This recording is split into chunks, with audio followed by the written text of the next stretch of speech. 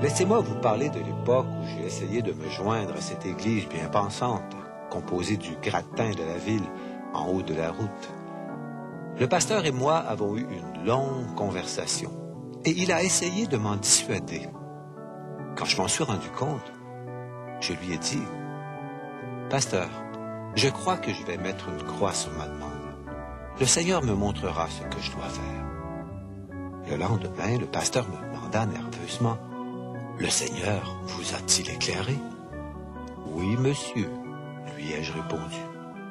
Il m'a dit de laisser tomber. » Et il a ajouté, « Tu sais, j'ai essayé moi-même depuis 10 ans d'entrer dans cette église et je n'y suis toujours pas parvenu. »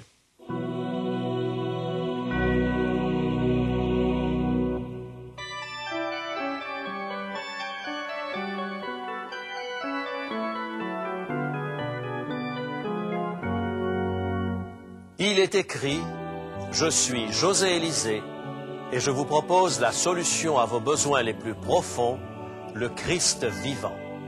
Notre sujet aujourd'hui, la vérité ou ma vérité.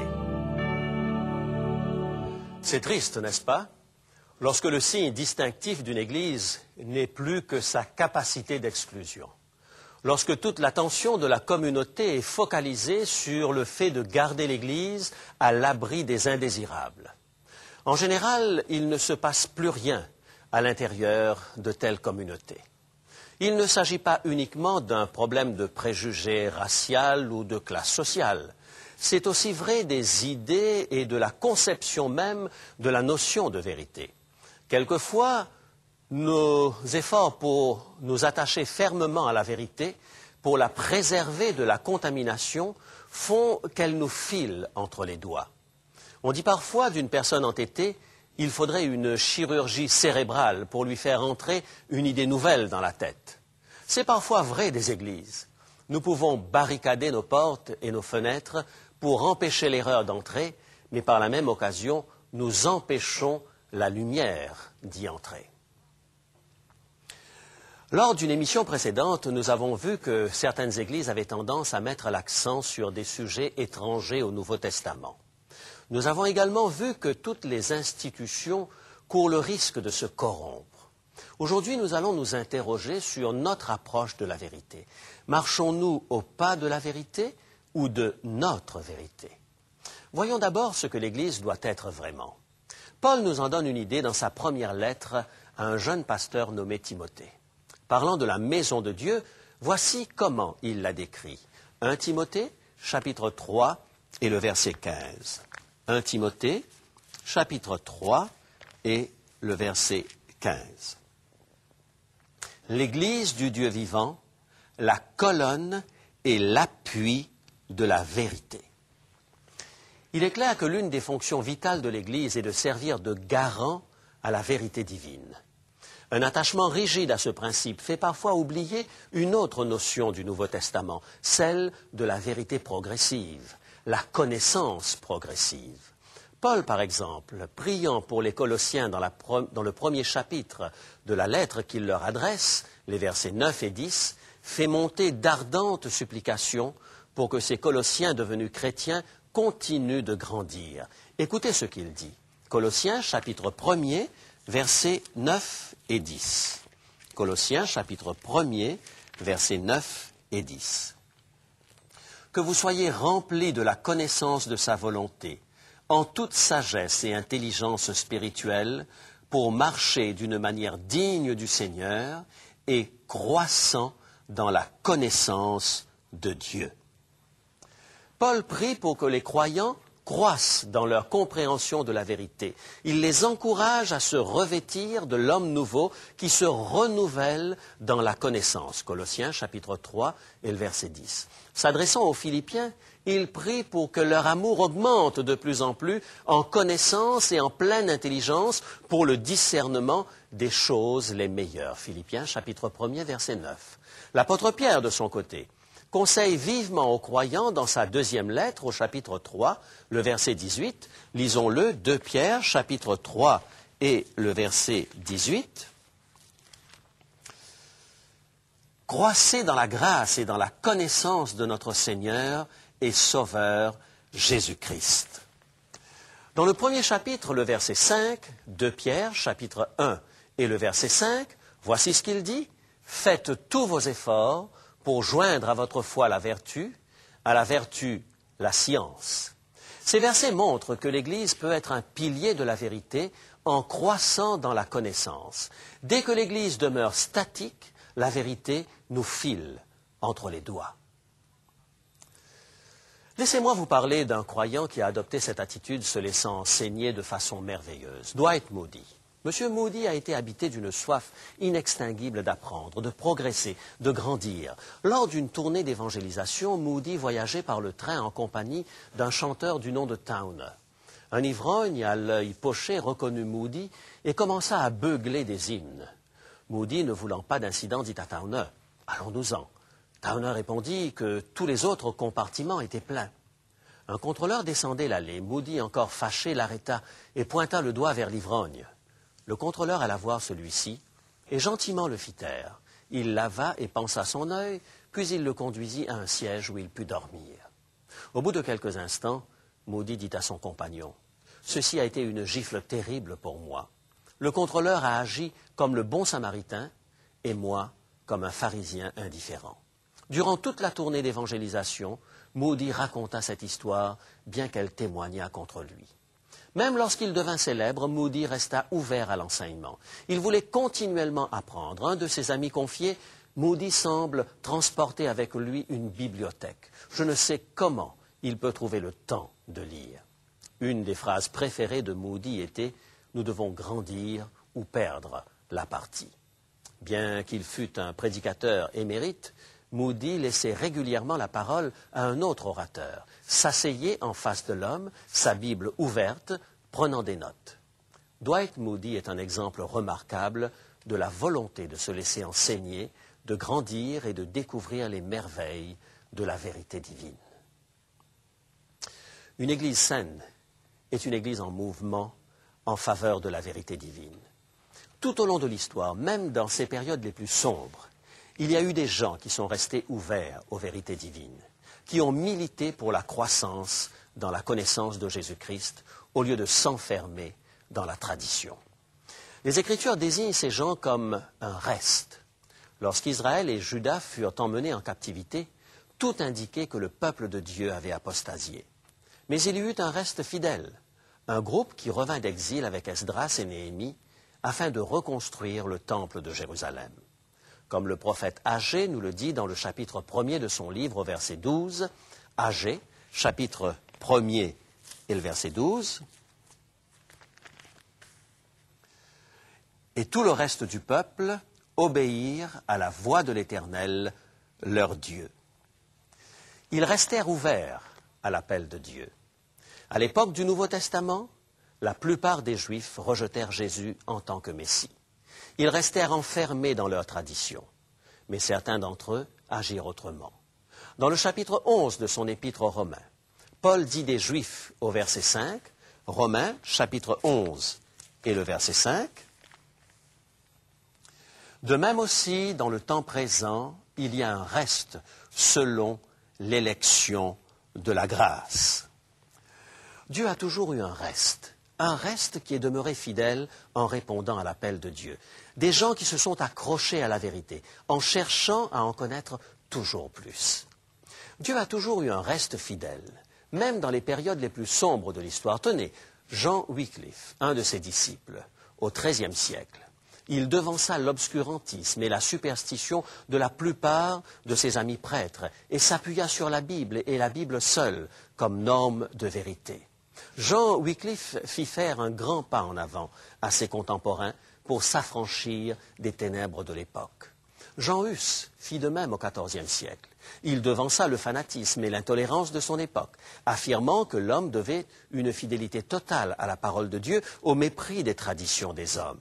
Martin Luther fit avancer la vérité en redécouvrant la justification par la foi, à une époque où les pénitences et les indulgences l'avaient occulté. Il proclama le salut par la grâce seule, par la foi en Jésus-Christ. Le mouvement anabaptiste, plus tard, accentua d'autres vérités oubliées, le baptême par immersion des croyants et la liberté de conscience. Au XVIIIe siècle, John Wesley remit en question le formalisme de l'Église de son temps et redécouvrit la notion de sainteté personnelle, la vie de disciple. Et l'Église fit un pas de plus en avant. Dieu a toujours eu un reste, un peuple qui s'est attaché à la vérité, cherchant à connaître toujours plus. Et nous sommes les bénéficiaires de ce qu'ils ont découvert. Vous et moi utilisons ces croyants qui sont allés plus loin comme tremplin. Ne prenons pas pour acquis ces vérités que d'autres ont défendues au prix de leur sang. Un fermier, voisin de Ralph Waldo Emerson, admirait un jour sa bibliothèque. Et Emerson offrit de lui prêter un livre de Platon. L'homme l'accepta, bien qu'il n'ait jamais entendu parler de Platon auparavant. Lorsqu'il rapporta le livre, Emerson lui demanda « As-tu apprécié ce livre ?»« Oh oui, répondit le voisin. Ce Platon, il pense comme moi. » La majorité d'entre nous ne sommes pas conscients de la dette énorme que nous avons envers ceux qui nous ont précédés, particulièrement lorsqu'il s'agit de la vérité biblique. Voilà le hic qui favorise la multiplication des dénominations. Au lieu d'imiter les héros de la foi dans leur recherche de la vérité, nous gardons le statu quo autour de ces découvertes et nous les transformons en forteresses doctrinales. Quelques-uns se sont arrêtés avec Jean Hus ou Martin Luther. D'autres se sont attachés à Calvin ou Wesley.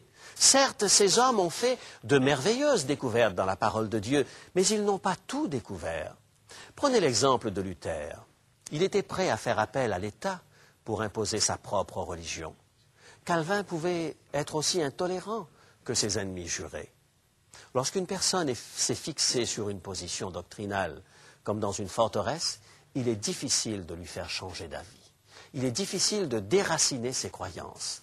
Tandis que la vérité de Dieu continue de grandir, bien des gens restent en arrière, tellement occupés à préserver l'acquis qu'ils ne voient pas les grandes vérités que Dieu désire leur communiquer. L'Église de Dieu se doit d'être la colonne et l'appui de la vérité. Sa raison d'être est d'aider les gens à croître dans la grâce et la connaissance du Seigneur Jésus-Christ. Trop d'églises aujourd'hui n'existent que pour rappeler qu'à une époque révolue, une grande découverte théologique a été faite. Elles se sont arrêtées et ne se distinguent plus que par ce qu'elles excluent.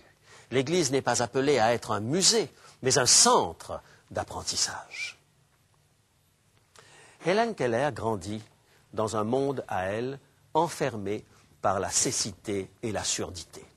Elle devint littéralement une enfant sauvage, remplie de violentes passions presque impossibles à contrôler. Un jour, alors qu'Hélène jouait avec une nouvelle poupée, sa tutrice, Anne Sullivan, d'une patience à toute épreuve, plaça le jouet sur ses genoux et écrivit le mot « poupée » à plusieurs reprises dans la paume d'Hélène. Mais Hélène ne comprenait pas. Comme la tutrice s'acharnait à associer l'objet qui se trouvait sur ses genoux au signe écrit sur sa paume, la fillette s'énerva, projetant la poupée par terre et la brisant en 1000 morceaux. Plus tard, Hélène écrivit « Dans le monde obscur et silencieux dans lequel je vivais, il n'y avait ni tendresse, ni sentiment profond. Elle n'éprouvait ni chagrin, ni regret. Après cet incident, mademoiselle Sullivan se rendit au puits avec la fillette. Quelqu'un pompait de l'eau. Elle prit la main d'Hélène et la plaça sous le courant d'eau fraîche en écrivant le mot « eau » sur son autre paume. D'un seul coup, l'esprit d'Hélène s'ouvrit. Plus tard, Hélène se souvint. Le mystère du langage me fut révélé. Je compris alors que « eau » signifiait cette merveilleuse chose fraîche qui coulait sur ma main. Ce mot vivant éveilla mon esprit, lui apporta la lumière, l'espoir et la joie. Ce mot le libéra. Maintenant, Hélène avait soif d'apprendre. De retour à la maison, elle commença à toucher à tout. Chaque objet semblait frémir de vie. Puis ses doigts touchèrent la poupée cassée. Mes yeux se remplirent de larmes, écrivait-elle. Car je réalisais alors ce que j'avais fait, et pour la première fois, j'éprouvais la repentance et le regret. Ce soir-là, pour la première fois, j'avais hâte d'être au lendemain matin. L'âme de cet enfant sauvage, enfermé dans son propre monde d'obscurité, fut réveillée par la découverte de la parole vivante. Mes amis, avez-vous découvert un endroit où vous pouvez être réveillés par la parole vivante de Dieu? Êtes-vous prêts à ouvrir vos esprits à des vérités nouvelles de la parole de Dieu? Êtes-vous prêts à suivre la vérité de Dieu en mettant de côté les traditions humaines? Rappelez-vous que Dieu a toujours eu un reste. Il y a eu de tout temps des croyants qui se sont attachés à la vérité en voulant en connaître davantage. Il y a encore aujourd'hui de tels hommes et de telles femmes. Parlant des événements ultimes de l'histoire, l'Apocalypse au chapitre 12, le verset 17, nous donne un aperçu du comportement du dragon. Nous y voyons que le dragon, c'est-à-dire Satan, est en colère contre la femme qui est l'Église et s'en va faire la guerre au reste de sa postérité. Donc Dieu aura encore un reste à la toute fin de l'histoire. En poursuivant notre lecture de l'Apocalypse, nous y trouvons des suggestions de ce que sera cette Église du reste. Voici quelques indices. Le chapitre 14 de l'Apocalypse, au verset 6 et 7, l'apôtre Jean décrit le message final de Dieu aux hommes en ces mots. Apocalypse, chapitre 14 et les versets 6 et 7. Ayant un évangile éternel pour l'annoncer aux habitants de la terre, à toute nation, à toute tribu, à toute langue et à tout peuple. Voilà le grand mandat confié à l'Église. L'Église du Christ doit apporter à chaque personne l'évangile de Jésus-Christ. La véritable Église du Christ sera une Église évangélique, missionnaire. Écoutez bien maintenant ce que l'ange proclame d'une voix forte au verset 7. Apocalypse, chapitre 14 et le verset 7. Craignez Dieu et donnez-lui gloire, car l'heure de son jugement est venue, et adorez celui qui a fait le ciel et la terre et la mer et les sources d'eau. L'ange appelle toute l'humanité à adorer Dieu parce que l'heure de son jugement est venue. C'est l'ultime message de Dieu adressé à l'humanité. L'Église du Christ, le reste, mettra l'emphase sur son prochain retour. Elle concentrera son attention sur la seconde venue du Christ. L'Église du reste ne propose pas l'adoration en option. Elle ne proclame pas un Dieu que nous louons à la journée. Elle proclame l'urgence de faire allégeance de manière inconditionnelle à Dieu parce que nous sommes tous concernés par son autorité. Le jugement qui vient est son prochain retour. Après avoir mentionné ce verset de l'Apocalypse qui nous parle de Satan en guerre contre la femme et le reste de sa descendance, voyons la dernière partie du verset 17 du chapitre 12 de l'Apocalypse. Voici comment il décrit le reste. Apocalypse, chapitre 12 et le verset 17. Au reste de sa postérité, à ceux qui gardent les commandements de Dieu et qui ont le témoignage de Jésus. La véritable Église de Dieu, le reste, garde les commandements de Dieu, principes immuables de son gouvernement. Il révèle les normes célestes et éternelles du bien. Jésus lui-même a dit, « Si vous m'aimez, gardez mes commandements. » Jean 14, verset 15. Les lois divines ne sont pas caduques. Nous avons besoin de les redécouvrir. L'esprit de découverte qui anime le peuple du reste les conduit à apprécier plus profondément les principes de Dieu, et ils sont animés d'un désir plus grand de les appliquer dans leur vie. Voici le tableau vivant de la véritable Église dans les derniers jours. Elle proclame l'Évangile éternel dans le cadre du jugement de Dieu, elle garde tous les commandements de Dieu, elle est guidée par le témoignage de Jésus que l'Apocalypse décrit comme étant l'esprit de prophétie. Où pourrait bien se trouver un tel mouvement aujourd'hui? Ne nous suffit-il pas de savoir qu'il y a des croyants sincères dans toutes les dénominations? Ou bien devons-nous tomber dans l'autre extrême qui consiste à se crêper le chignon pour savoir qui est la véritable Église de Dieu? Une parenthèse s'impose ici. Je crois profondément qu'aucune Église n'est détentrice de la vérité. C'est Jésus-Christ qui est la vérité. Constatons cependant que sur la palette que représente à un extrême la vérité en Jésus-Christ et à l'autre extrême les traditions humaines, les églises contemporaines ne sont pas toutes situées au même endroit. On peut espérer que sous l'action de l'Esprit Saint, toutes puissent évoluer vers la vérité. Cependant, l'analyse de l'histoire du christianisme peut vous faire économiser plusieurs siècles de tâtonnement. À l'ère de la vitesse, cela peut être précieux. Après l'apostasie généralisée dont l'apôtre Paul a parlé dans son épître aux Thessaloniciens et qui a connu son apogée au Moyen Âge, le Saint-Esprit commença à rappeler graduellement la lumière de la vérité aux fidèles disciples de Jésus-Christ.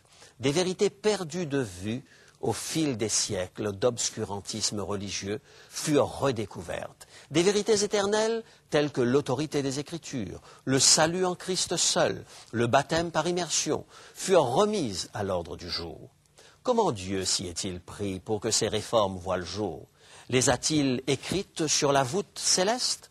Non, il a œuvré par son Esprit Saint dans le cœur des individus comme vous et moi. Luther, Saint François, Calvin et bien d'autres, et ceci dans leur vécu quotidien. Luther n'aurait jamais pu aller aussi loin dans sa réforme si l'électeur de Saxe n'avait été son protecteur. L'Angleterre n'aurait pas hérité d'une église autocéphale, ajoutant à la confusion ambiante si le roi Henri VIII n'avait pas trouvé Thomas More en travers de son chemin lorsqu'il voulut divorcer. Pensez-y, Dieu se sert des événements du quotidien pour réveiller son Église. Remodelé par l'Empire romain, le christianisme était devenu suffisant. L'esprit de recherche avait disparu. La réforme au XVIe siècle, puis des phénomènes extraordinaires réveillèrent les consciences. Un jour obscur, inexpliqué, en 1780, une chute d'étoiles exceptionnelle en 1833, sensibilisèrent un certain nombre de chrétiens aux signes précurseurs du retour de Jésus. Ces phénomènes contribuèrent à rappeler aux chrétiens que la promesse la plus souvent répétée du Nouveau Testament est celle du retour de Jésus. Des baptistes, des méthodistes, des catholiques et des épiscopaliens et des incroyants furent transformés par un nouvel espoir. Ils commencèrent à étudier la Bible avec un regard nouveau et firent des découvertes surprenantes. La vérité divine continuait à travers eux sa marche, bouleversant les églises. Ce foisonnement de groupuscules religieux du milieu du XIXe siècle a donné, avec plus ou moins de bonheur, des églises plus ou moins fondées sur Jésus-Christ. Comment reconnaître l'Église du reste selon la Bible dans cette multitude de confessions religieuses? Je vous propose une voie sûre. Faites table rase de vos traditions et de vos a priori religieux. Prenez la Bible et la Bible seule. Étudiez-la sous l'influence du Saint-Esprit et demandez-vous ensuite quelle Église est la véritable Église. Après avoir longtemps analysé les différentes Églises chrétiennes contemporaines, ma conviction est faite à ce sujet. Mais je tairai cette conviction par respect pour votre propre cheminement spirituel. Mais voici l'engagement que je vous encourage à prendre. Par la grâce de Dieu, attachez-vous à la vérité présente et restez ouverts à toute vérité de l'Évangile éternel que l'Esprit Saint vous révélera. Fuyez les traditions et la sclérose. Avancez. Le christianisme est un mouvement et non une dénomination. Vous joindrez-vous à moi dans cet engagement? Voulez-vous prendre la résolution de continuer à grandir en grâce et en connaissance, de continuer à avancer avec la parole de Dieu, de continuer à suivre les principes des Écritures au prix de véritables réformes dans votre vie? C'est un peuple animé de cet idéal qui mènera l'histoire à son point culminant. C'est la foi qui triomphe de toute adversité. Faisons un pas en avant afin de découvrir pour nous-mêmes la vérité divine tandis que nous prions. Père, tu peux voir dans nos cœurs en cet instant. Tu connais les pas que nous devons faire. Il y a des vérités que nous désirons comprendre en profondeur, des principes que nous voulons appliquer de manière plus consistante. S'il te plaît, ne permets pas que nous adoptions une position doctrinale simplement parce que nous avons grandi dans cet enseignement. Aide-nous à être flexibles entre tes mains. Aide-nous en nous donnant le désir d'en connaître davantage maintenant, de nous accrocher à la vérité. Au nom de Jésus. Amen.